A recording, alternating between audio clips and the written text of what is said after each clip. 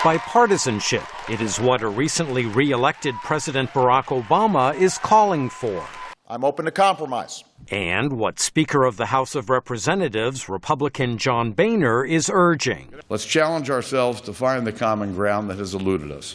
But neither man is abandoning conflicting core positions on how to solve America's fiscal challenges. President Obama, a Democrat, wants a higher tax rate for the rich. We have to combine spending cuts with revenue. And that means asking the wealthiest Americans to pay a little more in taxes. Speaker Boehner opposes raising tax rates, but favors limiting tax deductions to increase government revenues. Feeding the growth of government through higher tax rates won't help us solve the problem.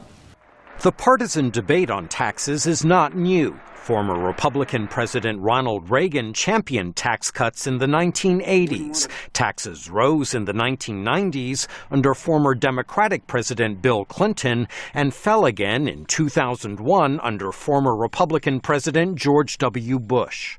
Speaker Boehner's words echo those of last year's deadlocked debt negotiations that led to a downgrade of America's credit rating. The president has often said we need a balanced approach, which in Washington means we spend more and you pay more. President Obama's admonitions of partisan gridlock are also not new. American people may have voted for divided government, but they didn't vote for a dysfunctional government. But with drastic fiscal measures looming absent congressional action, will a bipartisan solution emerge? A temporary fix is possible, according to former Democratic Representative Dan Glickman. I'm hopeful that they can work out some sort of a deal. I suspect it will be a short-term deal rather than a long-term deal to get us over this imminent political crisis, so we go into next year with a little more time to think through all these things. Less optimistic about an end-of-year deal is budget analyst Isabel Sawhill. Don't expect a lot to happen during the lame duck session of Congress. It's too short. It's called lame duck for a reason.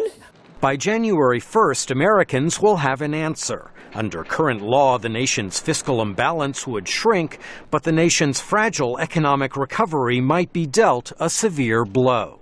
Michael Bowman, VOA News, Washington.